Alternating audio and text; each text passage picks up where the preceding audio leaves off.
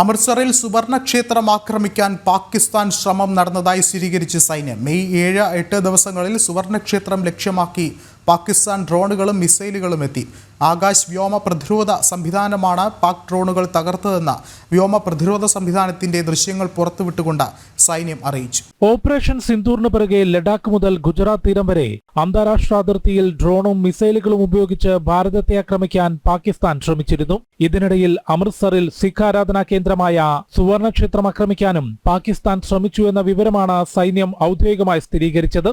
May 7-8 ദിവസങ്ങളിൽ സുവർണക്ഷേത്രം ലക്ഷ്യമാക്കി പാകിസ്ഥാൻ ഡ്രോണുകളും ദീർഘദൂര മിസൈലുകളും എത്തി. ആകാശ് വ്യോമ പ്രതിരോധ സംവിധാനം പാക് ഡ്രോണുകൾ തകർത്ത് തരിപ്പണമാക്കിയെന്ന് വ്യോമ പ്രതിരോധ സംവിധാനത്തിന്റെയും തകർന്ന പാകിസ്ഥാൻ മിസൈലുകളുടെയും ദൃശ്യങ്ങൾ പങ്കുവച്ചുകൊണ്ട് major general Karthik C Seshadri അറിയിച്ചു.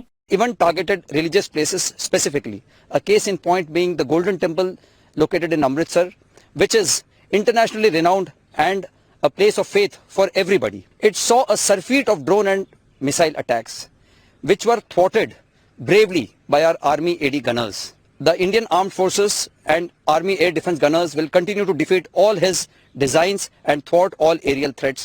സൈനിക കേന്ദ്രങ്ങളെയും ആരാധനാ കേന്ദ്രങ്ങളും ജനവാസ മേഖലകളും പാകിസ്ഥാൻ ആക്രമിക്കാൻ ശ്രമിക്കുമെന്ന് പ്രതീക്ഷിച്ചിരുന്നതായും അതിനനുസൃതമായി പ്രതിരോധ സംവിധാനങ്ങൾ ശക്തമാക്കിയിരുന്നതായും മേജർ ജനറൽ വ്യക്തമാക്കി.